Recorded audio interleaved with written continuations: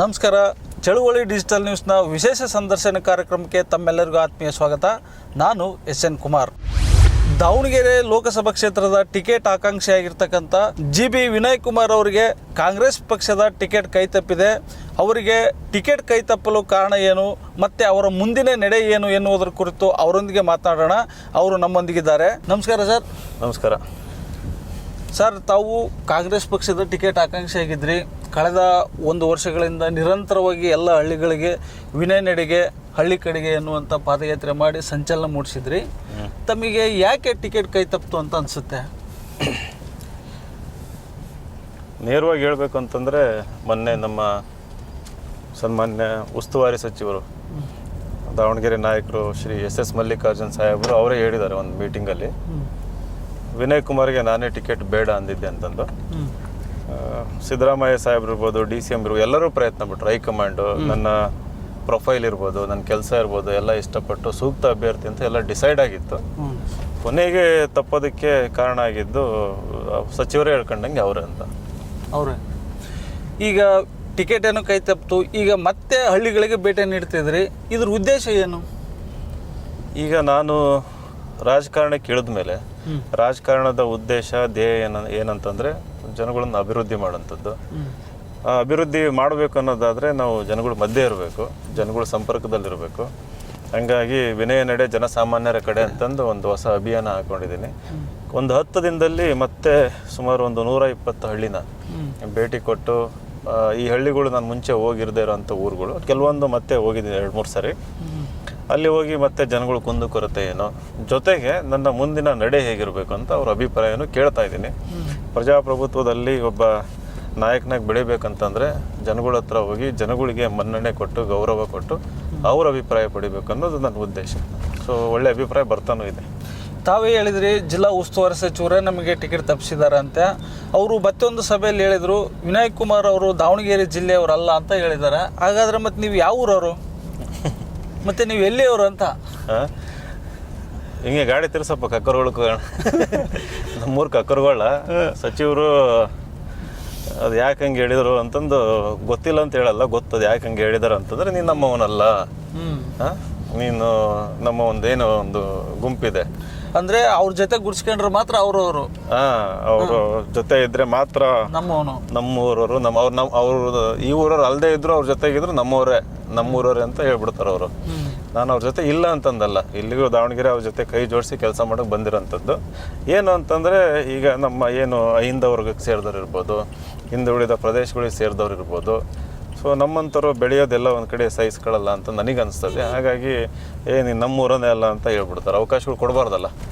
ನೀನು ನಮ್ಮೂರನ್ನಲ್ಲ ಅಂದರೆ ಇವನಿಗೆ ಅವಕಾಶ ಕೊಡದೇ ಇರೋದಕ್ಕೆ ಒಂದು ಕಾರಣ ಇರ್ತದೆ ಅವ್ರ ಹತ್ರ. ಅಲ್ಲ, ನೀವು ಅವ್ರ ಜೊತೆನೂ ಹೊಡೆದಾಟ ಇತ್ತು. ತಾವು ಇಬ್ಬರು ಒಂದೇ ಪಕ್ಷದಲ್ಲಿದ್ರಿ, ತಾವು ಕೂಡ ಪಕ್ಷ ಸಂಘಟನೆ ಮಾಡ್ತಾ ಇದ್ರಿ. ಆದರೂ ಕೂಡ ಅವರು ನಿಮ್ಮವರಲ್ಲ ಅನ್ನೋಕ್ಕೆ ಕಾರಣ ಆದರೆ ಏನು, ಬಲವಾದ ಕಾರಣ ಏನಿರ್ಬೋದು? ಇವಾಗ ಈ ಒಂದು ವ್ಯವಸ್ಥೆ, ಯಾವ ವ್ಯವಸ್ಥೆ ಅಂತಂದರೆ, ಇಲ್ಲಿ ಒಂದು ಶ್ರೀಮಂತ ವರ್ಗ, ಶ್ರೀಮಂತ ಅಥವಾ ಮುಂದುವರೆದ ಜಾತಿಗಳು ಅಂತ ಏನು ಬರ್ತಾವಲ್ಲ, ಇಲ್ಲಿ ಏನಾಗ್ತದೆ, ನಾವು ಹಿಂದುಳಿದವ್ರು ಇರ್ಬೋದು ಅಥವಾ ಹಿಂದುಳಿದ ಪ್ರದೇಶದಿಂದ ಬಂದವರು ಇರ್ಬೋದು, ನಾವು ಈ ರೀತಿ ಒಂದು ಇಂಗ್ಲೀಷಲ್ಲಿ ಅಸರ್ಟಿವ್ನೆಸ್ ಅಂತ ಹೇಳ್ತಾರೆ. ಅಂದರೆ ಇಲ್ಲ, ನಾವು ಮುಂದುವರಿಯುವಷ್ಟು ಕೆಪಾಸಿಟಿ ಇದೆ, ನಾವು ಬೆಳೆಯುವಷ್ಟು ನಮ್ಮಲ್ಲಿ ಒಂದು ಸಾಮರ್ಥ್ಯ ಪ್ರತಿಭೆ ಇದೆ ಅಂತ ನಾವು ತೋರಿಸ್ಕೊಳ್ಳೋಕ್ಕೆ ಪ್ರಯತ್ನ ಪಟ್ಟಾಗ ಏನಾಗ್ತದೆ, ಈಗ ಆಲ್ರೆಡಿ ಮುಂದುವರೆದಿರೋರು ನಮ್ಮನ್ನು ದೂರ ಇಡೋದಕ್ಕೆ ಪ್ರಯತ್ನ ಮಾಡ್ತಾರೆ. ಅವ್ರಿಗೆಲ್ಲ ಗೊತ್ತು ನಾನು ಕಕ್ಕರ್ಗೊಳ್ದನು. ಮೇಡಮ್ ಡಾಕ್ಟರ್ ಪ್ರಭಾ ಮಲ್ಲಿಕಾರ್ಜುನ್ ಇದಾರಲ್ಲ, ಅವ್ರವರು ಕಕ್ಕರ್ಗೊಳ್ಳನೆ. ಕಕ್ಕರ್ಗೊಳಕ್ಕೂ ಯಾರನ್ನಾದ್ರೂ ಕೇಳಿ, ಕಕ್ಕರ್ಗೊಳಕ್ಕೆ ಯಾಕೆ, ಇಡೀ ಜಿಲ್ಲೆ ತುಂಬ 100 ಹಳ್ಳಿನಲ್ಲಿ ಸಂಬಂಧಿಕರಿದ್ದಾರೆ, ರಕ್ತ ಸಂಬಂಧಿಗಳಿದ್ದಾರೆ.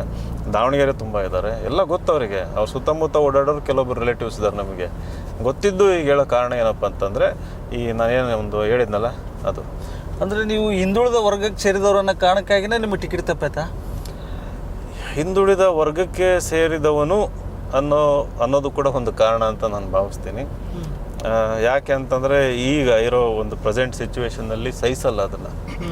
ನಮ್ಮಂಥವ್ರು ಬೆಳಿತೀವಿ ಅಂತಂದರೆ ಸಹಿಸಲ್ಲ. ಅದು ಒಂದು ಬಲವಾದ ಕಾರಣ. ಅದು ಬಿಟ್ಟರೆ ಇನ್ನು ಬೇರೆ ಯಾವ ಕಾರಣನೂ ನನಗೆ ಸಿಗ್ತಿಲ್ಲ. ನಮಗೆ ಪ್ರತಿಭೆಯಲ್ಲಿ ಕಡಿಮೆ ಇಲ್ಲ, ಸಾಮರ್ಥ್ಯದಲ್ಲಿ ಕಡಿಮೆ ಇಲ್ಲ, ಸಂಘಟನೆಯಲ್ಲೇನು ಕಡಿಮೆ ಇಲ್ಲ, ವ್ಯಕ್ತಿತ್ವದಲ್ಲಿ ಕಡಿಮೆ ಇಲ್ಲ. ಎಲ್ಲ ಜನಗಳು ಇಷ್ಟಪಟ್ಟಿದ್ದಾರೆ, ಸಾಮಾನ್ಯ ಜನರು ಇಷ್ಟಪಟ್ಟಿದ್ದಾರೆ. ಇದು ಒಂದು ಬಲವಾದ ಕಾರಣ ಅಂತ ನಾನು ಭಾವಿಸ್ತೀನಿ. ಈಗ ಕಾಂಗ್ರೆಸ್ ಅಭ್ಯರ್ಥಿ ಆಗಿರ್ತಕ್ಕಂಥ ಪ್ರಭಾ ಮಲ್ಲಿಕಾರ್ಜುನ್ ಅವರು ಒಂದು ಕಾರ್ಯಕ್ರಮದಲ್ಲಿ ಹೇಳ್ತಾ ಇದ್ರು, ನನಗೆ ಟಿಕೆಟ್ ಅನೌನ್ಸ್ ಆಗಿದ್ದು ನೋಡಿ ನಮಗೆ ಆಶ್ಚರ್ಯ ಅನ್ನಿಸ್ತು ಅಂತ ಹೇಳಿದರು. ಅಂದರೆ ಕಾಂಗ್ರೆಸ್ ಪಕ್ಷ ಎಲ್ಲೇ ಒಂದು ಕಡೆ ಬಲವಂತವಾಗಿ ಅವ್ರಿಗೆ ಟಿಕೆಟ್ ನೀಡುತ್ತೆ ಅಂತೇಳಿ ತಮ್ಗೆ ಅನಿಸುತ್ತಾ? ಈಗ ಒಂದು 2-3 ತಿಂಗಳಿಂದನೇ ಒಂದು 5-6 ವೆಹಿಕಲ್ ಓಡಾಡ್ತಾ ಇದ್ವು, ಅವ್ರ ಪೋಸ್ಟರ್ ಅಂಟಿಸ್ಕೊಂಡು, ಇಡೀ ಕಾರ್ ತುಂಬ ಅವ್ರ ಫೋಟೋಸ್ ಅಂಟಿಸ್ಕೊಂಡು. ಹೌದು. ಈಗ ಅಕಸ್ಮಾತ್ ಆಗಿ ಟಿಕೆಟ್ ಸಿಗೋದಿದ್ದರೆ ಒಂದು 3 ತಿಂಗಳಿಂದನೇ ವೆಹಿಕಲ್ಸ್ ಎಲ್ಲ ರೆಡಿ ಮಾಡ್ಕೊಂಡು ಪ್ರಚಾರ ಮಾಡೋದೇನಿತ್ತು, ಅದೆಲ್ಲ ಸುಳ್ಳು. ನನಗನ್ಸೋದು ಒಂದು 2 ವರ್ಷದಿಂದನೂ ಪ್ರಯತ್ನ ಮಾಡ್ತಾನೆ ಇದ್ದಾರೆ. ಅವರು ಯಾವ ರೀತಿ ಪ್ರಯತ್ನ ಮಾಡ್ತಾರಂದ್ರೆ ನಮ್ಮ ಹಿಂದುಳಿದ ಜನಕ್ಕೆ ಅರ್ಥ ಆಗಲ್ಲ. ಅವರು ತುಂಬ ಸೊಫಿಸ್ಟಿಕೇಟೆಡ್ ಆಗಿ ಅದನ್ನು ಎಲ್ಲಿ ಗುಟ್ಟು ಕೊಡಲ್ಲ, ಕೊನೆಯ ಕ್ಷಣ ತನಕ ಮಾಡ್ತಾರೆ. ಸೊ ಈ ರೀತಿ ಒಂದು ಅವರಿಗೆ ಪಳಗ್ಬಿಟ್ಟಿದ್ದಾರೆ. ಯಾಕಂದರೆ ಒಳಗೆ ಬೇಜಾನ್ ನೆಟ್ವರ್ಕ್ ಇರ್ತದೆ, ನಮ್ಗೆ ಒಂದು ದಟ್ಟವಾದ ನೆಟ್ವರ್ಕ್ ಇರುತ್ತೆ, ಪೊಲಿಟಿಕಲ್ ನೆಟ್ವರ್ಕ್ ಇರುತ್ತೆ. ಅದು ನಾವು ನಮ್ಮಂಥವ್ರು ಹೊಸ್ದಾಗಿ ಶುರು ಮಾಡಿದಾಗ ಹೊರಗೆ ಕಾಣುತ್ತೆ ನಾವು ಎಫರ್ಟ್ ಹಾಕೋದು. ಅವ್ರ ಎಫರ್ಟ್ ಹಾಕೋದು ಯಾರಿಗೂ ಕಾಣಲ್ಲ. ಅಂದರೆ ಹಿಂದುಳಿದ ವರ್ಗದವ್ರಿಗೆ ರಾಜಕಾರಣ ಮಾಡೋಕ್ಕೆ ಬರಲ್ಲ ಅಂತ ಅರ್ಥನಾ? ಕಲಿತಾ ಇದ್ದೀವಿ, ಇನ್ನೂ ಕಲಿತಾ ಇದ್ದೀವಿ. ಕೆಲವೊಬ್ಬರು ದೊಡ್ಡ ಮಟ್ಟಕ್ಕೆ ಬೆಳೆ ಸಕ್ಸಸ್ಫುಲ್ ಆಗಿದ್ದಾರೆ, ನಮ್ಮ ಸಿದ್ದರಾಮಯ್ಯ ಸಾಹೇಬ್ರ ಥರ. ಆದರೆ ಈಗ ನಾವು ಕಲಿತಾ ಇದ್ದೀವಿ, ರಾಜಕೀಯವಾಗಿ ಈಗ ಮುಂದೆ ಬರ್ತಾ ಇರೋದ್ರಿಂದ ಆ ಟ್ರಿಕ್ಸ್ ಇದಾವಲ್ಲ, ರಾಜಕೀಯ ಪಟ್ಟು ಅನ್ನೋದು ಈಗ ನಾವೆಲ್ಲ ಕಲಿತಾ ಇದ್ದೀವಿ. ದಾವಣಗೆರೆಯಲ್ಲಿ ಪಾಳೆಗಾರಿಕೆ ಇದೆ, ಯಾರು ಕೂಡ ಸ್ವತಂತ್ರವಾಗಿ ಮಾತಾಡೋಕ್ಕಾಗಲ್ಲ ಅನ್ನುವಂಥ ವಾತಾವರಣ ಏನಾದರೂ ಕಂಡು ಬರ್ತಾ ಇತ್ತಾ ನಿಮ್ಗೆ ಹಂಗೆ ಅನ್ನಿಸ್ತದ? ಜನಗಳು ಮಾತಾಡ್ತಾ ಇದ್ದಾರೆ. ಹೌದು, ನಿಜ, ಅದು ಸತ್ಯನೂ ಹೌದು. ಒಂದು ಉದಾಹರಣೆ ಕೊಡ್ತೀನಿ ಅದಕ್ಕೆ. ಅದೇ ದಾವಣಗೆರೆ ನೀವು ಹೇಳಿದ್ರಲ್ಲ ಆಗಲೇ, ಮಲ್ಲಿಕಾರ್ಜುನ್ ಸಾಹೇಬ್ರು ನಾನು ದಾವಣಗೆರೆನಲ್ಲ ಅಂತಂದ್ರೆ ಹೇಳಿದ್ರಲ್ಲ, ಅದೇ ಒಂದು ಸಭೆಯಲ್ಲಿ ಅವ್ರ ಮುಂದೆ ನಮ್ಮ ಕಕ್ಕರಗೊಳ ಜನ ಇದ್ದಾರೆ, ಕೆಲವರು ಸಂಬಂಧಿಕರು, ನಾನು ಕಕ್ಕರಗೊಳದವನಂತ ಗೊತ್ತಿರೋ ಅಂಥವ್ರು ಜನ ಇರ್ತಾರೆ. ಅಲ್ಲ, ಐ ಥಿಂಕ್ ಒಂದು 500 ಜನ ಇದ್ರೆ 500 ಜನದಲ್ಲಿ ಒಂದು 400 ಜನ ಗೊತ್ತೇ ಗೊತ್ತು ನಾನು ಅಲ್ಲಿ ಅವನು ಅಂತ, ಅಲ್ಲಿ ಕಕ್ಕರಗೊಳದವನು ಅಂತಂದ್ಬಿಟ್ಟು. ಈಗ ಅಲ್ಲೊಬ್ಬರು ಕೂಡ ಧ್ವನಿ ಎತ್ತಲ್ಲ ಅವ್ರ ಎದುರಿಗೆ. ಅವರು ಮಿನಿಸ್ಟರ್ ಸುಳ್ಳು ಹೇಳ್ತಾ ಇದಾರಂತ ಗೊತ್ತು, ಎದುರಿಗೆ ಸುಳ್ಳು ಹೇಳ್ತಾ ಇದಾರಂತ ಗೊತ್ತು, ಒಬ್ಬ ಯುವ ನಾಯಕನ ವಿರುದ್ಧ ಸುಳ್ಳು ಹೇಳ್ತಾ ಇದ್ದಾರೆ ಅಂತಂದು. ಆದರೂ ಕೂಡ ಒಬ್ಬರು ಕೂಡ ಕರೆಕ್ಟ್ ಮಾಡೋಕ್ಕೆ ಹೋಗಲ್ಲ, ಅದನ್ನು ಹೇಳಲ್ಲ ಅದ್ರ ಬಗ್ಗೆ.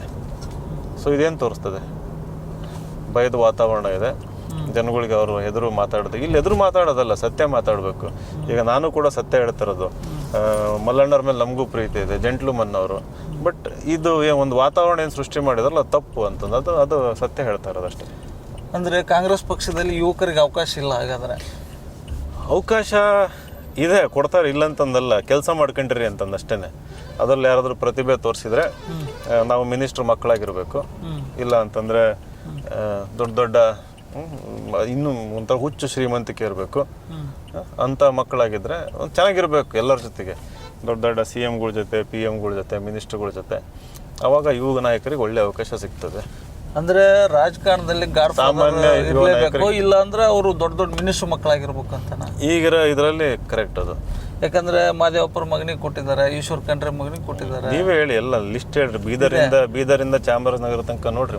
ಮತ್ತೆ ಎಲ್ಲ ಅವ್ರವ್ರ ಕಾರ್ಯಕರ್ತರ ಬದಲಿ ಅವ್ರವ್ರ ಮಿನಿಸ್ಟ್ರ್ ಮಕ್ಕಳಿಗೆ ಕೊಟ್ಟಿದ್ದಾರೆ. ಕಾರ್ಯಕರ್ತರು ಅವರೆಲ್ಲ ಪಕ್ಷ ಸಿದ್ಧಾಂತ ನಂಬ್ಕೊಂಡು ಕೆಲಸ ಮಾಡಬೇಕು. ಅಂದ್ರೆ ಅವ್ರ ಅಧಿಕಾರ ಅನುಭವಿಸಂಗಿಲ್ಲ. ಇಲ್ಲ, ಪಕ್ಷ ಸಿದ್ಧಾಂತನ ತಲೆ ಒಳಗೆ ತುಂಬಿರ್ತಾರೆ, ಅದನ್ನ ನಂಬ್ಕೊಂಡು. ಅದು ಬಹಳ ಪವಿತ್ರವಾದದ್ದು, ಅದನ್ನೇ ನೋಡ್ಕೊಂಡು ಕೆಲಸ ಮಾಡಬೇಕು. ಈಗ ಮೇಲಿರೋರು ಏನಿದಾರಲ್ಲ, ಅದು ಪಕ್ಷ ಸಿದ್ಧಾಂತ ಕೆಲಸ ಮಾಡದೇ ಇದ್ರೂ ಪರವಾಗಿಲ್ಲ, ಸಿದ್ಧಾಂತ ಫಾಲೋ ಮಾಡದೇ ಇದ್ರೂ ಪರವಾಗಿಲ್ಲ. ನಾವು ಶಿವಮೊಗ್ಗಕ್ಕೆ ಹೋಗಿ ಹೇಳ್ಬೋದು, ನಾವು ರಾಘವೇಂದ್ರನ್ ಗೆಲ್ಸ್ರಿ ಅಂತಂದು. ಅವರಿಗೆ ಪಕ್ಷ ಸಿದ್ಧಾಂತ ಅನ್ವಯ ಆಗಲ್ಲ, ಕೆಳಗಿರ್ತಾರಲ್ಲ ಅವ್ರಿಗೆ ಅನ್ವಯ ಆಗುತ್ತೆ. ಸೊ ಪಕ್ಷ ನೋಡಿ ಓಟ್ ಹಾಕಿ. ಅಂದರೆ ಕಾಂಗ್ರೆಸ್ ಹೈಕಮಾಂಡ್ ಇರ್ಬೋದು, ಅದು ಇವ್ರ ಮೇಲೆ ಕ್ರಮ ಕೈಗೊಳ್ಳಲಾಗದಷ್ಟು ದುರ್ಬಲ ಆಗೈತೆ ಅಂತ ನಿಮ್ಗೆ ಅನ್ಸುತ್ತಾ? ದುರ್ಬಲ ಅನ್ನೋದಕ್ಕಿಂತ ಅಲ್ಲಿ ಒಂದು ರಾಜಕೀಯ ಇಚ್ಛಾಶಕ್ತಿ. ಇನ್ನೊಂದೇನಾಗಿದೆ, ಇದು ಡೀಪ್ ನೆಟ್ವರ್ಕ್. ಇದು ನಾವು ಒಳಗಿಂದ ಅರ್ಥ ಮಾಡ್ಕೋಬೇಕು. ಇಲ್ಲಿ ಹೊರಗೆ ನೋಡೋರಿಗೆ ಒಂದು ಪಕ್ಷ ಒಂದು ಯೂನಿಟ್ ಥರ ಕಾಣ್ತದೆ, ಪಕ್ಷದಲ್ಲಿರೋರು ಇವ್ರು ಯಾಕೆ ಕ್ರಮ ತಗೊಳ್ಳಲ್ಲ ಅಂತ ಅನ್ನಿಸ್ತದೆ. ಬಟ್ ಒಳಗೆ ಭಾಳ ನೆಟ್ವರ್ಕ್ ಇರ್ತದೆ. ಅದು ಎಲ್ಲೆಲ್ಲ ಇಂಡಿವಿಜುವಲ್ಸ್, ಎಲ್ಲ ಹ್ಯೂಮನ್ಸ್ ಅಲ್ಲಿರೋಂಥದ್ದು. ಅವರು ಇವರು ಎಲ್ಲ ಕಟ್ಟಾಕೊಂಡಿರ್ತಾರೆ, ಎಲ್ಲೆಲ್ಲ ಒಂದು ಗಂಟುಗಳು ಇರ್ತವೆ. ಹಂಗಾಗಿ ಒಬ್ಬರು ವಿರುದ್ಧ ಒಬ್ರು ಮಾತಾಡೋಕ್ಕಾಗಲ್ಲ, ಆ ಪರಿಸ್ಥಿತಿ. ಅಂದ್ರೆ ಈಗ ಬಹುತೇಕ ಕುಟುಂಬದವ್ರಿಗೆ ಟಿಕೆಟ್ ಕೊಟ್ಟಿದ್ದಾರೆ, ಹಂಗಾಗಿ ಇಲ್ಲಿ ಕೂಡ ದಾವಣಗೆರೆಯಲ್ಲಿ ಅವ್ರ ಕುಟುಂಬಸ್ಥರಿಗೆ ಟಿಕೆಟ್ ಕೊಟ್ಟಿದ್ದಾರೆ. ಹಂಗಾರ ವಿರೋಧ ಮಾಡ್ತಾ ಇರೋದು ವಿನಯ್ ಕುಮಾರ್ ಅವರು ಕುಟುಂಬ ರಾಜಕಾರಣನ ಅಥವಾ ಹೈಕಮಾಂಡ್ ನಿರ್ಧಾರನ? ಕುಟುಂಬ ರಾಜಕಾರಣನ. ಈಗ ಹೈಕಮಾಂಡ್ ನನಗೆ ಗೊತ್ತಿರೋ ಹಾಗೆ ಕಾಂಗ್ರೆಸ್ ಪಕ್ಷದಲ್ಲಿರೋ ಹೈಕಮಾಂಡ್ ಒಳ್ಳೆ ಚಿಂತನೆ ಇದೆ. ಈಗ ನಾನು ಕೂಡ ಧನ್ಯವಾದ ಹೇಳಲೇಬೇಕು. ಯಾಕಂದ್ರೆ ನನ್ನ ಹೊಸಬಾದರೂ ಕೂಡ AICC ತನಕ ಹೆಸರು ಹೋಗಿರೋದಕ್ಕೆ ಕಾರಣ ಆ ಒಂದು ಚಿಂತನೆ ಇರೋದ್ರಿಂದ. ಕಾಂಗ್ರೆಸ್ಸಲ್ಲಿ ಬೆಳೆಸ್ಬೇಕಂತ ಇದೆ, ಇಲ್ಲ ಅಂತಂದಲ್ಲ. ಬಟ್ ಆ ಹಂತಕ್ಕೆ ಬಂದಾಗ ಎಲ್ಲೋ ಒಂದು ರೀತಿಯಲ್ಲಿ ಆ ನಿರ್ಧಾರ ತಗೋಬೇಕಾದ್ರೆ ನಾನು ಆಗಲೇ ಹೇಳಿದ್ನಲ್ಲ, ಡೀಪ್ ನೆಟ್ವರ್ಕು, ಡೀಪ್ ಇನ್ಫ್ಲೂಯೆನ್ಸು, ಇಂಗ್ಲೀಷಲ್ಲಿ ಪೊಲಿಟಿಕಲ್ ಕ್ಯಾಪಿಟಲ್ ಅಂತ ಹೇಳ್ತೀವಿ. ಸಿಕ್ಕಾಬಿಟ್ಟು ನಾವು ಹೆಂಗೆ ದುಡ್ಡು ಕೋಟಿಗಟ್ಟಲೆ ಇಟ್ಕೊಂಡಿರ್ತಾರೆ, ಹಂಗೆ ಅದೇ ರೀತಿಯಲ್ಲಿ ಪೊಲಿಟಿಕಲ್ ಕ್ಯಾಪಿಟಲ್ ಅಂತ ಆ ಒಂದು ಸಂಬಂಧಗಳು ಪೊಲಿಟಿಕಲ್ ತುಂಬ ಇರ್ತದೆ. ಹಂಗಾಗಿ ನೋಡಿದಿರಲ್ಲ, ಬಿ ಜೆ ಪಿನಲ್ಲೂ ಸಂಬಂಧ ತರ್ತಾರೆ, ಇನ್ನೊಂದು ಪಕ್ಷದ ಸಂಬಂಧ ಅದು ಗಾಢವಾಗಿ ಬೆಳೆದಿರ್ತವೆ. ಅಲ್ಲಿ ನಮ್ಮ ಸಾಮಾನ್ಯರೇಂದ್ರೆ ಒಂದು ಲೆವೆಲ್ ತನಕ ಹೋಗ್ಬೋದು ಅಷ್ಟೇ. ಅಂದರೆ ನಿಮಗೆ ಟಿಕೆಟ್ ಕೊಡದೇ ಇದ್ರೆ ಜನರು ನೋಟಾಕ್ ಓಟ್ ಹಾಕ್ತಾರ ಅಂತ ಹೇಳಿ ನೀವು ಮಾತಾಡ್ತಿದ್ರಿ, ಜನ ಮಾತಾಡ್ತಾರೆ, ಜನ ಹೇಳ್ತಾ ಇದ್ರ. ಹಾಗಾದ್ರೆ ಯಾಕೆ ವಿನಯ್ ಕುಮಾರ್ ಅವ್ರು ಕೊಡ್ಲಿಲ್ಲ ಅಂದ್ರೆ ಕಾಂಗ್ರೆಸ್ ಪಕ್ಷ ಸೋಲುತ್ತಾ? ಇಲ್ಲಿ ಜನಸಾಮಾನ್ಯರು ಹೇಳ್ತಾ ಇರೋಂಥದ್ದು ನಾನು ಕೇಳಿಸ್ಕೊಂಡಿರೋದು ಹಳ್ಳಿಗೆ ಹೋದಾಗ ಬಿಗಿನಿಂಗಲ್ಲಿ ನೋಟ ಇಲ್ಲ ಮೋದಿ ಅಂತಂದು ಎಲ್ಲ ಮಾತಾಡ್ತಾರಂಥದ್ದು. ಅದರಲ್ಲಿ ಎಸ್ಪೆಷಲಿ ಅಹಿಂದ ವರ್ಗ ಎಲ್ಲರೂ ಅಲ್ಲ, ಅಹಿಂದ ವರ್ಗದವರು ಇನ್ಕ್ಲೂಡಿಂಗ್ ಮುಸ್ಲಿಮ್ಸ್ ಹೆಚ್ಚಿನ ಸಂಖ್ಯೆಯಲ್ಲಿ. ಯಾಕೆ ಅಂತಂದರೆ ಅವ್ರಿಗೆಲ್ಲ ಒಂದು ಅಪೇಕ್ಷೆ ಇತ್ತು ವಿನಯ್ ಕುಮಾರ್ ಸಿಗುತ್ತೆ ಅಂತ. ಎರಡನೇದು, ಇವರು ಕುಟುಂಬದ ಆಚೆ ಮೊದಲನೇ ಬಾರಿಗೆ ಒಂದು ಅವಕಾಶ ಇದೆ ದಾವಣಗೆರೆಯಲ್ಲಿ ಅಂತಂದು. ಈಗ ಯಾರು ಇಲ್ಲಪ್ಪ, ಅನಿವಾರ್ಯವಾಗಿ ಅವರಿಗೆ ಕೊಡಬೇಕು, ಒಬ್ಬರು ಇಲ್ಲ ಇಲ್ಲಿ ಕೇಳೋದಕ್ಕೆ, ಪ್ರತಿಭೆಗಳಿಲ್ಲ ಅಂತಂದಾಗ ಅವರಿಗೆ ಕೊಡಿ, ಪರವಾಗಿಲ್ಲ. ಈಗ ನಾನು ರಾಜಕಾರಣದಲ್ಲಿ ಇದ್ದಿದ್ರೆ ಹಂಗೆ ಯೋಚನೆ ಮಾಡ್ತಿದ್ದೇನೆ ಅವ್ರಿಗೆ ಕೊಟ್ಟಾಗ. ಇಲ್ಲ, ಯಾರೋ ಬಂದು ಟಿಕೆಟ್ ಕೇಳಿಲ್ಲ, ಸೂಕ್ತ ವ್ಯಕ್ತಿ ಇಲ್ವೋ, ಅದಕ್ಕೆ ಅವ್ರಿಗೆ ಕೊಟ್ಟಾರಂತ ಸುಮ್ಮನೆ ಇದ್ವಿ, ಒಂದು ಆಪ್ಷನ್ ಇತ್ತು ಈ ಸರಿ. ಹಂಗಾಗಿ ಆ ಒಂದು ಕೋಪ ಜನಗಳಲ್ಲಿದೆ, ಪ್ರತಿ ಒಂದು ಹಳ್ಳಿನಲ್ಲೂ ಇದೆ. ನಾವು ಹೋದಾಗ ಜನಗಳು ಆಟೋಮೆಟಿಕ್ಕಾಗಿ ಹೇಳ್ತಾರೆ, ನಾವು ಕೇಳೋದೇ ಬೇಕಾಗಿಲ್ಲ, ನೋಟ್ ಹಾಕ್ಬೇಕಂತ ಮಾಡಿದ್ವಿ, ಇಲ್ಲ ಮೋದಿಗೆ ಅಂತ ಹೇಳಿದ್ವಿ, ಈಗ ನೀವು ಬಂದಿದ್ದೀರಿ, ನೀವು ನಿಂತರೆ ಗಟ್ಟಿಯಾಗಿ ನಿಂತರೆ ನಿಮ್ಗೆ ಆಗ್ತೀವಿ ಅಂತ ಹೇಳ್ತಾರೆ. ಈಗ ಜಿಲ್ಲಾಧ್ಯಕ್ಷರು ಕೂಡ ಹಿಂದುಳಿದ ವರ್ಗಕ್ಕೆ ಸೇರಿದವರು ಇದ್ದಾರೆ. ಅವರೇ ಹೇಳ್ತಾ ಇದ್ದಾರೆ ವಿನಯ್ ಕುಮಾರ್ ಹಳ್ಳಿಗೆಲ್ಲ ಹೋಗ್ಬಿಟ್ಟು ಜನರನ್ನ ದಿಕ್ಕು ತಪ್ಪಿಸ್ತಾ ಇದಾರೆ ಅಹಿಂದ ವರ್ಗದ ಹೆಸರಿನಲ್ಲಿ ಅಂತ ಹೇಳ್ತಾ ಇದ್ದಾರೆ. ಇಲ್ಲ, ಅವರು ಹಿಂದುಳಿದ ವರ್ಗದಲ್ಲಿ ಇದ್ರು, ಮುಂದುವರಿದ ವರ್ಗದ ಮನೇಲಿ ಬೆಳೆದು ಅಲ್ಲೇರಾಗ್ಬಿಟ್ಟಾರ ಅವ್ರು.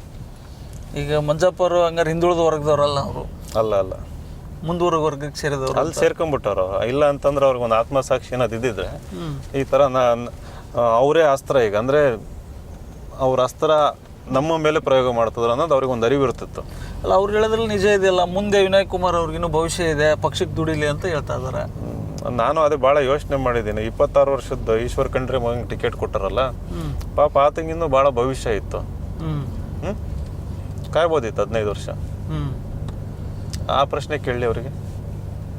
ಅಲ್ಲ, ಅವರು ಈ ನಮ್ಮ ದಾವಣಗೆರೆ ಜಿಲ್ಲೆ ವ್ಯಾಪ್ತಿಗೆ ಸಂಬಂಧಪಟ್ಟಂಗೆ ಹೇಳ್ತಾ ಇದ್ದಾರೆ ವಿನಯ್ ಕುಮಾರ್ ಅವರಿಗೆ ಭವಿಷ್ಯ ಇದೆ ಅಂತ ಹೇಳ್ತಾ ಇದ್ದಾರೆ. ಅಂದ್ರೆ ಇಲ್ಲಿ ಹಿಂದುಳಿದ ವರ್ಗದವ್ರನ್ನ ಒಡೆದಾಳುವಂಥ ನೀತಿ ಏನಾದ್ರು ಐತೆ ಅಂತ ತಮ್ಗೆ ಅನ್ಸುತ್ತಾ?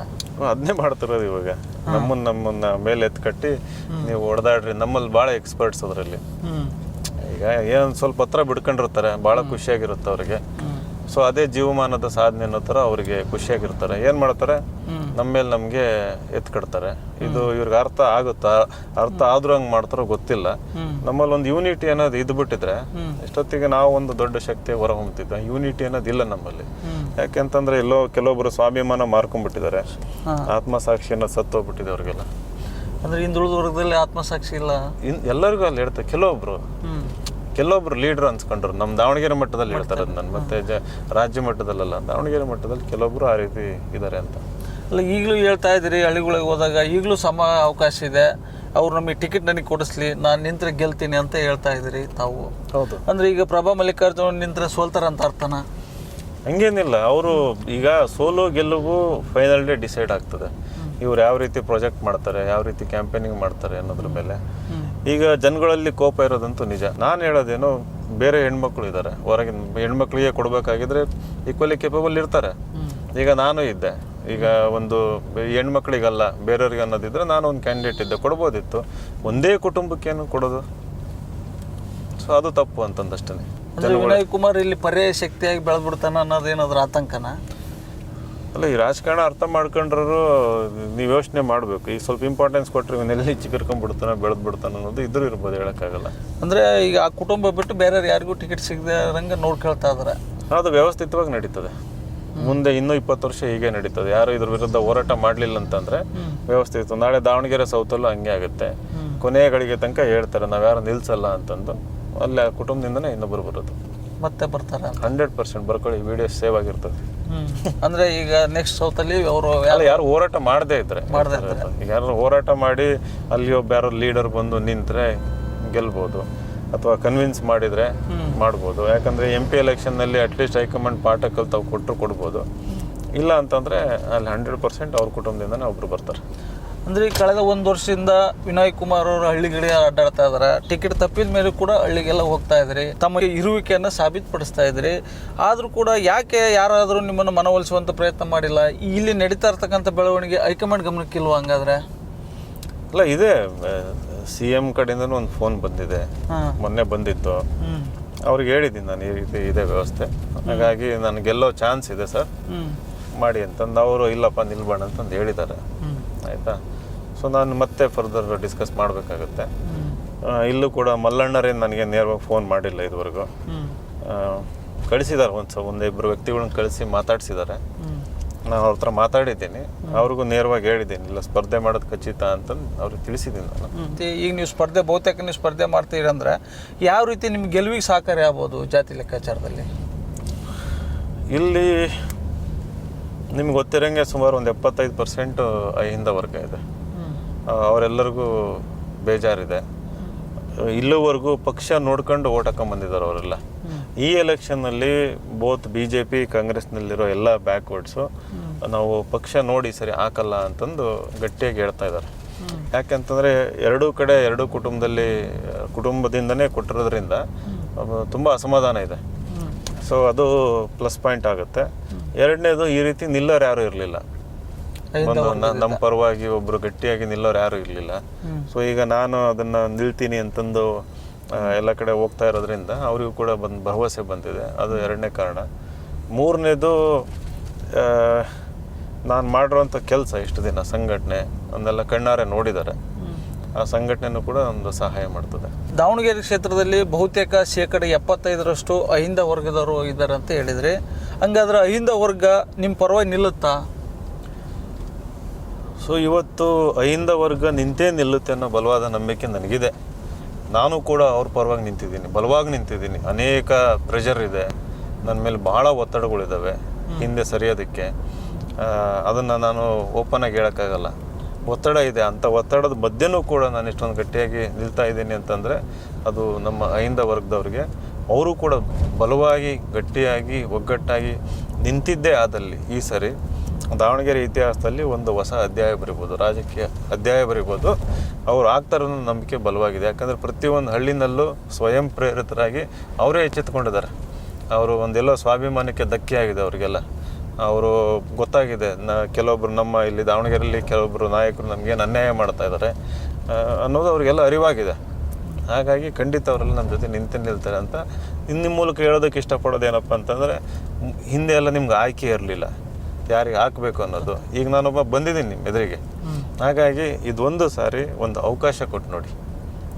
ಅವಕಾಶ ಕೊಡಲೇಬೇಕು. ಯಾಕೆಂತಂದರೆ ಈಗ ಈ ಅವಕಾಶ ನಾವು ಕಳ್ಕೊಂಡ್ವಿ ಅಂತಂದರೆ ಇನ್ನು ನೆಕ್ಸ್ಟ್ 25-30 ವರ್ಷ ಈ ರೀತಿ ಅವಕಾಶ ಬರೋದಿಲ್ಲ ನಮಗೆ. ಇದು ಎಂಡ್ ಆಗಿ ಹೋಗ್ತದೆ. ಮತ್ತು ಇದು ಈ ರೀತಿ ಏನಿದೆ ಶೋಷಣೆ, ದಬ್ಬಾಳಿಕೆ, ಅದಕ್ಕೆ ಒಳಗಾಗ್ತೀವಿ ನಿರಂತರವಾಗಿ. ಇನ್ನು ಗುಲಾಮಗಿರಿಗೆ ಮುಂದೊಂದು ದಿನ ಹೋಗ್ತದೆ, ಸರ್ವಾಧಿಕಾರಿ ಧೋರಣೆ ಬಂದ್ಬಿಡ್ತದೆ. ಹಾಗಾಗಿ ನಮ್ಮ ಮಕ್ಕಳ ಭವಿಷ್ಯ ಎಲ್ಲ ಗಮನದಲ್ಲಿ ಇಟ್ಕೊಂಡು ನಾವು ದೃಢ ನಿರ್ಧಾರ ತಗೊಳ್ಳೋ ಒಂದು ಅನಿವಾರ್ಯತೆ ಎದುರಾಗಿದೆ ನಮಗೆ. ನೀವು ಸಂಘಟನೆ ಮಾಡಿರಿ ಅಂದರೆ ಜಿಲ್ಲಾಧ್ಯಕ್ಷರು ಹೇಳ್ತಾರೆ ನಾವು ಅಷ್ಟು ಮೆಂಬರ್ಶಿಪ್ ಮಾಡಿದ್ದೀವಿ, ವಿನಯ್ ಕುಮಾರ್ ಅವ್ರು ಏನು ಮಾಡಿದ್ದಾರೆ ಅಂತಾರೆ? ಇಲ್ಲಿ ಸುಮಾರು ಮತದಾರರು 16,85,000 ಜನ ಮತದಾರರಿದ್ದಾರೆ. ಸನ್ಮಾನ್ಯ ಜಿಲ್ಲಾಧ್ಯಕ್ಷರ HB ಮಂಜಪ್ಪನವರು ನಾನು ಒಂದು 7,000 ಎನ್ರೋಲ್ ಮಾಡಿಸಿದ್ದೀನಿ ಕಾಂಗ್ರೆಸ್ ಮೆಂಬರ್ಸ್ ಅಂತ ಹೇಳ್ತಾರೆ. ಹೌದು, ನಾನು 2 ದಿನದಲ್ಲಿ 10,000 ಮಾಡಿಸ್ತೀನಿ ಕೊಟ್ಟರೆ. ಅವ್ರು 10 ವರ್ಷದಲ್ಲಿ 7,000 ಮಾಡಿದಾರಂತೆ.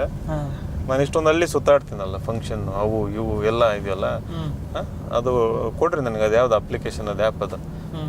ನಾನು ಬೇಕಾದ್ರೆ 2 ದಿನದಲ್ಲಿ 3 ದಿನದಲ್ಲಿ ಅದನ್ನು ಅಷ್ಟೊಂದು ಮಾಡಿ ತೋರಿಸ್ತೀನಿ ನನಗೆ. ಅಂದ್ರೆ ನೀವು ಅವರು ಹೇಳ್ಕೊಂತಿರೋದು ಸಾಧನೆ ಅಲ್ಲ. ಅದು ನೀವು ಕಾಂಗ್ರೆಸ್ ಪಕ್ಷದಲ್ಲಿ ಒಂದೇ ಕಾರಣ ಸಾಕು. ಈಗ ಅವ್ರು ಹೇಳ್ತಿರೋದು ಕಾಂಗ್ರೆಸ್ ಪಕ್ಷದಲ್ಲಿ ವಿನಯ್ ಕುಮಾರ್ ಏನಾದ್ರ ಅಂತ ನನಗೆ ಗೊತ್ತಿಲ್ಲ, ಅವ್ರ ಮೇಲೆ ಹಂಗಾಗಿ ಏನು ಶಿಸ್ತು ಕ್ರಮ ಕೈಗೊಳ್ಳಕ್ಕಾಗಲ್ಲ ಅಂತಾರೆ. ಅವ್ರ ಮನೆಯಿಂದ ಡೈರೆಕ್ಟ್ ಇನ್ನೊಬ್ರು ಮನೆ ಒಳಗೆ ಕೂತ್ಕೊಂಡ್ರೆ ಹೊರಗೆ ಏನು ನಡೀತದೆ ಅಂತ ಗೊತ್ತಾಗಲ್ಲ. ಅಡ್ಡಾಡ್ಬೇಕು ಬಂದು. ಹಳ್ಳಿಗಳು ಸುತ್ತಾಡಬೇಕು, ಮೀಟ್ ಮಾಡಬೇಕು ಕಾರ್ಯಕರ್ತರನ್ನ, ಆ್ಯಕ್ಟಿವಿಟೀಸ್ ಮಾಡಬೇಕು, ಪ್ರೋಗ್ರಾಮ್ಸ್ ಮಾಡಬೇಕು, ಸಂಘಟನೆ ಮಾಡಬೇಕು. ಅವು ಬಂದಾಗ ಗೊತ್ತಾಗ್ತದೆ ಹೌದು ಹಿಂಗಿದ್ದಾರೆ ಅಂತಂದ್ಬಿಟ್ಟು. ಈಗ ಹೊರಗೆ ಬರ್ದಂಗಿದ್ರೆ ಅವ್ರಿಗೇನು ಗೊತ್ತಾಗ್ತದೆ? ಅಂದ್ರೆ ಒಬ್ಬ ಜಿಲ್ಲಾಧ್ಯಕ್ಷರಿಗೆ ತಾವೇನಿದ್ರಿ ಅಂತ ಮಾಹಿತಿ ಇಲ್ಲ ಹಾಗಾದ್ರೆ? ನನ್ನ ಬಗ್ಗೆ ಅಲ್ಲ, ಬೇರೆಯವ್ರ ಬಗ್ಗೆನೂ ಮಾಹಿತಿ ಇಲ್ಲ ಅವರಿಗೆ. ಏನು ಗೊತ್ತಿಲ್ಲ. ಅವ್ರು ಯಾರಂತಾನು ಎಷ್ಟೊಂದು ಜನ ಗೊತ್ತಿಲ್ಲ, ಈಗಲೂ ಗೊತ್ತಿಲ್ಲ. ಮಂಜಪ್ಪ ಯಾರಂತ ಗೊತ್ತಿಲ್ಲ. ಅವ್ರು ಲಾಸ್ಟ್ ಟೈಮ್ ಸೋತಿರೋದಕ್ಕೆ ಗೊತ್ತಿದೆ ಹೆಸರು, ಅವ್ರು ಸೋತಿದ್ದಾರೆ ಅಂತಂದು. ಬಟ್ ಅವರು ಯಾರು ಏನಂತಂದು ಈಗ ಯಾರನ್ನಾರು ಯೂತ್ನ ಕೇಳಿ ನೋಡಿ, ಗೊತ್ತಿಲ್ಲ ಅವ್ರು ಯಾರು ಅಂತ. ಕಾಂಗ್ರೆಸ್ನಲ್ಲಿ ಎಷ್ಟೊಂದು ಜನ ಗೊತ್ತಿಲ್ಲ ಯಾರು ಅಂತ ಮಂಜಪ್ಪ. ಕೆಲಸ ಮಾಡಿದ್ರೆ ಗೊತ್ತಿರ್ತದೆ. ರಾಜಕಾರಣದಲ್ಲಿ ಗಾಡ್ ಫಾದರ್ ಇದ್ದಿದ್ರೆ ನಮಗೆ ಈ ರೀತಿ ಪರಿಸ್ಥಿತಿ ಬರ್ತಿರ್ಲಿಲ್ಲ ಅಂತೇಳಿ ತಮ್ಗೆ ಯಾವಾಗಾದ್ರೂ ಅನಿಸಿದೆಯಾ? ಈ ರೀತಿ ಪರಿಸ್ಥಿತಿ ಅಂತಂದ್ರೆ ನೀವು ಹೇಳೋ ಅರ್ಥದಲ್ಲಿ ಏನೋ ಒಂದು ನಾನು ಟಿಕೆಟೇ ಟಿಕೆಟ್ ತಪ್ಪೋ ಪರಿಸ್ಥಿತಿ ಬರ್ತಾ ಇರ್ಲಿಲ್ಲ ಅಂತ. ಈ ಟಿಕೆಟ್ ತಪ್ಪಿದ್ರು ನಾನು ಆರಾಮಾಗಿದ್ದೀನಿ ಜೀವನದಲ್ಲಿ, ಏನೋ ಕಳ್ಕೊಂಡಿದ್ದೀನಿ ಅನ್ನೋ ಥರ ಇಲ್ಲ ನಾನು. ಬಟ್ ಕರೆಕ್ಟ್ ನೀವು ಹೇಳೋದು, ಗಾಡ್ ಫಾದರ್ ಇದ್ದಿದ್ರೆ ಸಿಕ್ಕಿರೋದು. ಬಟ್ ನಾನು ಗಾಡ್ ಫಾದರ್ ಇಲ್ಲದೆ ಟಿಕೆಟ್ ತಗೋಬೇಕು ಅನ್ನೋ ವ್ಯಕ್ತಿ ನಾನು. ಅದು ಹೇಗೆ? ಜನಸಾಮಾನ್ಯರು ಇದಾರಲ್ಲ ಅವ್ರ ಹತ್ರ ಹೋಗ್ತಾ ಇದ್ದೀವಿ. ಮುಂದೊಂದೇನೋ ಐ ಥಿಂಕ್ ಪಕ್ಷ ಅದನ್ನು ನೋಡಿ ಹೌದು ಇವ್ರಿಗೆ ಕೊಡಬೇಕು ಅಂತಂದು, ಇವನ್ ಇಫ್ ನಾ ಪಕ್ಷೇತರ ನಿಂತರೂ ಕೂಡ ಮುಂದೊಂದು ನಾನು ಜನಗಳ ಹತ್ರ ಇರ್ತೀನಿ, ನಾನು ಕಂಟಿನ್ಯೂ ಮಾಡ್ತೀನಿ ಕೆಲಸ. ಜನರ ನಡುವೆ ಇರ್ತೀನಿ, ಕೇವಲ ಊರೂರು ಸುತ್ತಾಡೋದಲ್ಲ, ಅವರು ಹೋರಾಟ ಮಾಡ್ತೀನಿ. ಅವ್ರ ಇಶ್ಯೂಗಳು ಏನಿದಾವಲ್ಲ ಅವನ್ನ ತಗೊಂಡು, ಈಗ ನೀರಿನ ಸಮಸ್ಯೆ ಇದೆ ಅಲ್ಲಿ ಹೋಗಿ ನಾನು ಅವ್ರ ಜೊತೆ ಇದು ಹೋರಾಟ ಮಾಡ್ತೀನಿ, ರೈತರ ಜೊತೆ ಇದ್ಕೊಂಡು. ಜೊತೆಗೆ ನಿರುದ್ಯೋಗ ಸಮಸ್ಯೆ ಇದೆ ಯುವಕರದು, ಅವ್ರ ಜೊತೆ ನಿಂತ್ಕೊಂಡು ಹೋರಾಟ ಮಾಡ್ತೀನಿ. ಸೊ ಇದನ್ನೆಲ್ಲ ನೋಡಿದಾಗ ಮುಂದೊಂದಿನ ಖಂಡಿತ ಅವಕಾಶ ಸಿಗ್ತದೆ. ಇತ್ತೀಚೆಗೆ ಶಾಮನೂರು ಶಿವಶಂಕರಪ್ಪನವರು ಒಂದು ಹೇಳಿಕೆ ಕೊಟ್ಟಿದ್ದಾರೆ, ಮಹಿಳೆ ಸೇವೆ ಕೇವಲ ಅಡುಗೆ ಮನೆಗೆ ಮಾತ್ರ ಸೀಮಿತ ಆಗಿರ್ಬೇಕು ಅಂತೇಳಿ. ಇದು ಬಹು ಚರ್ಚೆಯಲ್ಲಿ ಆಗ್ತದೆ. ಇದ್ರ ಬಗ್ಗೆ ತಮ್ಮ ಅಭಿಪ್ರಾಯ ಏನು? ಅದು ನಾನು ಬಲವಾಗಿ ನಂಬಿರೋಂಥದ್ದು ಮಹಿಳಾ ಸಬಲೀಕರಣ. ಒಂದು ಶಾಲೆಗೆ ಹೋಗಿದ್ದೆ ನಾನು, ಸುಮಾರು ಶಾಲೆಗೆ ಹೋಗಿದ್ದೆ. ಬಟ್ ನ್ಯಾಮ್ತಿನಲ್ಲಿ ಒಂದು ಗರ್ಲ್ಸ್ ಇದು ಕರ್ನಾಟಕ ಪಬ್ಲಿಕ್ ಸ್ಕೂಲ್ ಇದೆ, ಅಲ್ಲಿಗೆ ಹೋದಾಗ ಹೇಳಿದೆ, ನೀವ್ಯಾರು ಕೂಡ 28 ವರ್ಷ ಆಗೋ ತನಕ ಮದುವೆ ಆಗಬೇಡಿ ಅಂತಂದು ಹೇಳಿದ್ದೆ ನಾನು. ಅಂದರೆ ಓದಿ ಡಿಗ್ರಿ ಮಾಡಿ ಪೋಸ್ಟ್ ಗ್ರ್ಯಾಜುಯೇಷನ್ ಮಾಡಿ ಒಂದು ಒಳ್ಳೆ ಕಾಂಪಿಟೇಟಿವ್ ಎಕ್ಸಾಮ್ ಪ್ರಿಪೇರ್ ಆಗಿ, ಇಲ್ಲ ಒಂದು ಒಳ್ಳೆ ಕಂಪ್ನಿನಲ್ಲಿ ಕೆಲಸಕ್ಕೆ ತಗೊಳ್ಳಿ, ನಿಮ್ಮ ಸ್ವಂತ ಕಾಲ ಮೇಲೆ ನೀವು ನಿಂತು ದುಡಿಯೋಕ್ಕೆ ಶುರು ಮಾಡಿದ ಮೇಲೆ ನೀವೇ ಡಿಸೈಡ್ ಮಾಡಿ ಯಾರನ್ನ ಮದುವೆ ಆಗಬೇಕು ಅಂತಂದು ಪಬ್ಲಿಕ್ಕಾಗಿ ಆ ವಿಡಿಯೋ ಇರಬೇಕು. 28 ವರ್ಷ ತನಕ ಆಗಬೇಡಿ ಅಂತಂದು ಹೇಳಿದ್ದೆ ನಾನು. ಹೆಣ್ಮಕ್ಳು ಮಹಿಳೆಯರು ಏನಂತಾರೆ, ಇನ್ನೊಬ್ಬರಿಗೆ ಸೇವೆ ಮಾಡೋದಕ್ಕೆ ಹುಟ್ಟಿಲ್ಲ, ಅವ್ರದ್ದೇ ಆದ ಒಂದು ಐಡೆಂಟಿಟಿ ಇರ್ತದೆ, ಪರ್ಸ್ನಾಲಿಟಿ ಇರ್ತದೆ. ಅವರು ಎಲ್ಲ ಕ್ಷೇತ್ರದಲ್ಲೂ ಮುಂದೆ ಬರಬೇಕು, ಪ್ರತಿಯೊಂದು ಕ್ಷೇತ್ರದಲ್ಲಿ. ಅದು ಇಂಥ ಯಾರು ಬರೀ ಗಂಡು ಮಕ್ಕಳಿಗೆ ಅಂತ ಮೀಸಲಿರ್ತದಲ್ಲ, ಡಿಫೆನ್ಸ್ ಇರ್ಬೋದು, ಏರೋಸ್ಪೇಸ್ ಇರ್ಬೋದು, ಮೆಕ್ಯಾನಿಕಲ್ ರಿಲೇಟೆಡ್ ಇರ್ಬೋದು, ಪ್ರತಿಯೊಂದರಲ್ಲೂ ಅವ್ರು ಮುಂದೆ ಬರಬೇಕು. ಅದಕ್ಕೆ ನಾಳೆ MP ಆದರೆ ನಾನಂತೂ ಹೆಚ್ಚಿನ ಸಂಖ್ಯೆಯಲ್ಲಿ ಹೆಣ್ಮಕ್ಳು IAS ಅಧಿಕಾರಿಗಳು, IPS ಆಗಬೇಕು, ಏನೇನು ಟ್ರೈನಿಂಗ್ ಕೊಡಬೇಕು ಅವೆಲ್ಲ ಕೊಡ್ತಾ ಹೋಗ್ತೀನಿ. ಅಂಥ ರೋಲ್ಸಲ್ಲೆಲ್ಲ ಇರಬೇಕು. ಒಂದು ರಾಜಕೀಯವಾಗೂ ಕೂಡ ಮುಂದೆ ಬರಬೇಕು. ಅಗೇನ್ ಈಗ ಹೆಣ್ಮಕ್ಳು ಬಂದಿದ್ದಾರೆ, ಆದರೆ ಅವ್ರು ಒಂದೇ ಕುಟುಂಬದವ್ರು. ಈಗ ನೋಡಿ, ಬೇರೆ ಹೆಣ್ಮಕ್ಳುಗಳಿಗೂ ಅವಕಾಶ ಇಲ್ಲ. ಯಾರಾದ್ರೂ ಬೆಳಿತೀನಿ ಬರ್ತೀನಿ ಅಂತಂದರೆ, ನಾಳೆ ಏನಾದರೂ ಅದು ಫೀಮೇಲ್ ರಿಸರ್ವೇಷನ್ ಆಯಿತು ಅಂತಂದರೆ 33% ಬಂತು, ಅದೇ ಮಿನಿಸ್ಟ್ರ್ ವೈಫ್ಗಳು, ಮಿನಿಸ್ಟ್ರ್ ಮಕ್ಳು ಹೆಣ್ಮಕ್ಳುಗಳು ಬರೀ ಅವರೇ ಆಗುತ್ತೆ ಹೊರತು ಹೊರಗಡೆ ಅವಕಾಶ ಸಿಗಲ್ಲ. ಇವತ್ತು ಆಲ್ರೆಡಿ ಅವ್ರ ಸಬಲೀಕರಣ ಆಗೋಗಿದೆ. Prabha madam she is already very capable. ಒಂದು ಸಬಲೀಕರಣ ಆಗೋಗಿದೆ ಅವ್ರದ್ದು, ಆಯ್ತಾ. ಅವ್ರದ್ದು ಆ ಕಡೆ ಗಾಯತ್ರಿ ಮೇಡಮ್ ಇರ್ಬೋದು, ಅವ್ರದ್ದು ಆಗೋಗಿದೆ ಸಬಲೀಕರಣ. Okay, empowerment. ಈ ಹೊಸಬ್ರಿಗೆ ಯಾರು ಏನು ಇರಲ್ಲ, ಕೆಪಬಲ್ ಇರ್ತಾರೆ, ಅವ್ರದ್ದು ಆಗಬೇಕು. ಈಗ ಟಿಕೆಟ್ ಕೈ ತಪ್ಪಿದೆ, ಇನ್ನು ನಾಮಿನೇಷನ್ ಹಾಕಕ್ಕೆ ಕೆಲವೇ ದಿನಗಳು ಬಾಕಿ ಇದ್ದಾವೆ. ಇಂಥ ಸಂದರ್ಭದಲ್ಲಿ ವಿನಯ್ ಕುಮಾರ್ ಅವರ ನಡೆಗೆ ಏನಾಗಿರುತ್ತೆ? ಅದೇ ಅಭಿಪ್ರಾಯ ಸಂಗ್ರಹಿಸ್ತಿದ್ದೀನಿ. ಆಗಲೇ ಹೇಳ್ದಂಗೆ ಬಹುತೇಕ ಖಚಿತ ಆಗಿದೆ. ಮನಸ್ಸಲ್ಲಿ ನಾನು ಗಟ್ಟಿ ಮಾಡ್ಕೊತಾ ಇದ್ದೀನಿ. ಯಾಕಂದರೆ ಅದು ಸುಮ್ಮನೆ ಇಮೋಷ್ನಲ್ಲಾಗಿ ಹೇಳ್ಬಿಡೋದಲ್ಲ, ಇಮೋಷ್ನಲ್ಲಾಗಿ ಹೇಳಿ ಆಮೇಲೆ ಚೇಂಜ್ ಮಾಡೋದಲ್ಲ, ಹಂತವಾಗಿ ಗಟ್ಟಿ ಮಾಡ್ಕೊಂಡು ಹೋಗ್ತಾ ಇರೋಂಥದ್ದು. ನಾನು ಜನಗಳ ಅಭಿಪ್ರಾಯ ಕೇಳಿ, ಎಲ್ಲ ಮುಖಂಡರ ಹತ್ರನೂ ಮಾತಾಡ್ತಾ ಇದ್ದೀನಿ, ಸಂಘ ಸಂಸ್ಥೆಗಳ ಜೊತೆ ಮಾತಾಡ್ತಾ ಇದ್ದೀನಿ, ಎಲ್ಲರ ಹತ್ರ ಮಾತಾಡಿ ಅಭಿಪ್ರಾಯ ಕೇಳ್ತಾ ಇದ್ದೀನಿ ನಾನು. ಸೊ ಇನ್ನೊಂದು 2 ಡೇಸಲ್ಲಿ ಪ್ರೆಸ್ ಕಾನ್ಫರೆನ್ಸ್ ಮಾಡ್ತೀನಿ, ನೀವು ಬನ್ನಿ. ಅಲ್ಲಿ ಬಂದಾಗ ನಾನು ನನ್ನ ಪಬ್ಲಿಕ್ ಅನೌನ್ಸ್ ಮಾಡ್ತೀನಿ ನನ್ನ ನಿರ್ಧಾರ. ಅಂದರೆ ಬಹುತೇಕವಾಗಿ ನೀವು ಪಕ್ಷೇತರ ಅಭ್ಯರ್ಥಿಗೆ ಸ್ಪರ್ಧೆ ಮಾಡೋದು ಖಚಿತ ಹಾಗಾದರೆ? ಹಾಂ, ಖಚಿತ. ಅದು ಪಕ್ಷೇತರ ಅಭ್ಯರ್ಥಿ ಬಹುತೇಕ ಖಚಿತ. ಅದು ಇನ್ನು 2 ದಿನದಲ್ಲಿ ನಾನು ಅಂತಿಮವಾಗಿ ಒಂದು ಪ್ರೆಸ್ ಕಾನ್ಫರೆನ್ಸ್ ಮಾಡಿ ಹೇಳ್ತೀನಿ. ಸೊ ಅವಾಗೆಲ್ಲ ಇಡೀ ಕ್ಷೇತ್ರದ ಜನತೆಗೆ ಅದು ಗೊತ್ತಾಗುತ್ತೆ ವಿಚಾರ. ಅಂತಿಮವಾಗಿ ಕ್ಷೇತ್ರದ ಮತದಾರರಲ್ಲಿ ಏನು ಮನವಿ ಮಾಡಿಕೊಳ್ತೀರಿ? ಕ್ಷೇತ್ರದ ಮತದಾರರಲ್ಲಿ ಮನವಿ ಮಾಡೋದು, ನೀವೆಲ್ಲ ಬುದ್ಧಿವಂತರಿದ್ದೀರಿ, ಪ್ರಜ್ಞಾವಂತರಿದ್ದೀರಿ, ನಿಮಗೆಲ್ಲ ಅರಿವಿದೆ, ರಾಜಕೀಯ ಪ್ರಜ್ಞೆ ಇದೆ. ಇಲ್ಲಿ ಏನು ನಡೀತಿದೆ ಅಂದರೆ ವ್ಯವಸ್ಥಿತವಾಗಿ ಈ ರಾಜಕೀಯ ಅಧಿಕಾರ ಇರ್ಬೋದು, ಅದನ್ನು ಕೇವಲ ಒಂದೇ ಕುಟುಂಬಕ್ಕೆ ಸೀಮಿತ ಮಾಡ್ಕೋಬೇಕು. ಈಗಷ್ಟೇ ಅಲ್ಲ, ಬರೋ ಇನ್ನೂ ನೆಕ್ಸ್ಟ್ ಜನ್ರೇಷನ್ ಇನ್ನೂ 30-40 ವರ್ಷ ಇದೇ ರೀತಿ ಮಾಡ್ಕೋಬೇಕು ಅನ್ನೋ ಒಂದು ವ್ಯವಸ್ಥಿತವಾದ ಸಂಚು ಇದು ಇಲ್ಲಿ ನಡೀತಾ ಇರೋಂಥದ್ದು. ಸೊ ಇಂಥ ಒಂದು ಸಂಚಿನ ವಿರುದ್ಧ, ಪಿತೂರಿ ವಿರುದ್ಧ ನಾವೆಲ್ಲ ಧ್ವನಿ ಎತ್ತಬೇಕು. ಈಗ ಧ್ವನಿ ಎತ್ತಬೇಕು ಅನ್ನೋದಾದರೆ ಕೇವಲ ನಾವು ನಮ್ಮ ಮನೇಲಿ ಕೂತ್ಕೊಂಡು ಎಲ್ಲೋ ಕೂತ್ಕೊಂಡು ಮಾತಾಡಿದ್ರೆ ಆಗಲ್ಲ. ಓಟಿನ ಮೂಲಕ. ಈಗ ನಿಮ್ಮ ಮುಂದೆ ನಾನು ಆಯ್ಕೆಯಾಗಿ ಬರ್ತೀನಿ, ಒಂದು ಆಪ್ಷನ್ ಇದೆ, ಮುಂಚೆ ಇರಲಿಲ್ಲ. ಸೊ ಒಂದು ಸಾರಿ ನೀವು ಬದಲಾವಣೆ ತೋರಿಸಿದ್ರೆ, ಹೌದು ಈ ರೀತಿ ನಾವು ಜನಸಾಮಾನ್ಯರು ಈ ರೀತಿ ಒಂದು ಬದಲಾವಣೆ ಮಾಡ್ಬೋದು ಅಂತ ತೋರಿಸಿದಾಗ ಇವರು ಯಾರೆಲ್ಲ ಹಿಡ್ಕೊಂಡು ಕೂತಿದಾರಲ್ಲ ಅವ್ರು ಎಚ್ಚೆತ್ಕೊಂತಾರೆ. ಹೌದು, ನಾವು ಹೇಳ್ದಂಗೆ ಆಗಲ್ಲ, ಎಲ್ಲ ದುಡ್ಡಿಂದನೇ ನಡೆಯಲ್ಲ, ಎಲ್ಲ ಅಧಿಕಾರದ ಮದದಿಂದನೇ ನಡೆಯಲ್ಲ. ಸೊ ಜನಗಳು ಕೂಡ ಎಚ್ಚೆತ್ಕೊಂಡಿದ್ದಾರೆ, ಬಯಸ್ತಾ ಇದ್ದಾರೆ. ಅವ್ರ ಬಯಕೆಗೆ ತಕ್ಕಂತೆ ನಾವು ನಡ್ಕೋಬೇಕು, ಅವರು ಬಯಸಿದ್ದನ್ನು ನಾವು ಕೊಡಬೇಕು, ಅದನ್ನು ಅಭಿವೃದ್ಧಿ ಅನ್ನೋದನ್ನ ಎಚ್ಚೆತ್ಕೊತಾರೆ. ಈಗಲೂ ನಾವು ಅದು ಇದನ್ನ ಮುಖ ಏನಂತಾರೆ ಪಕ್ಷ ಸಿದ್ಧಾಂತ ಬರೀ ಅವನ್ನೇ ನೋಡಿ ಇವರಿಗೆ ಓಟ್ ಹಾಕ್ತಾ ಇದ್ರೆ ಅವ್ರಿಗೆ ಗೊತ್ತು, ಟಿಕೆಟ್ ತರೋದು ನಾವು, ಓಟ್ ಹಾಕೋದು ಇವರು ಅಂತಂದು ಇದು ಹಿಂಗೆ ಕಂಟಿನ್ಯೂ ಆಗ್ತದೆ. ಇದಿಷ್ಟು ವಿನಯ್ ಕುಮಾರ್ ಅವರ ಮಾತು. ಮುಂದಿನ ಸಂಚಿಕೆಯಲ್ಲಿ ಮತ್ತೊಬ್ಬ ಅತಿಥಿಯೊಂದಿಗೆ ನಾನು ನಿಮ್ಮ ಎದುರು ಬರ್ತೀನಿ. ಅಲ್ಲಿವರೆಗೂ ನೋಡ್ತಾ ಇರಿ ಚಳುವಳಿ ಡಿಜಿಟಲ್ ನ್ಯೂಸ್. ವಂದನೆಗಳು.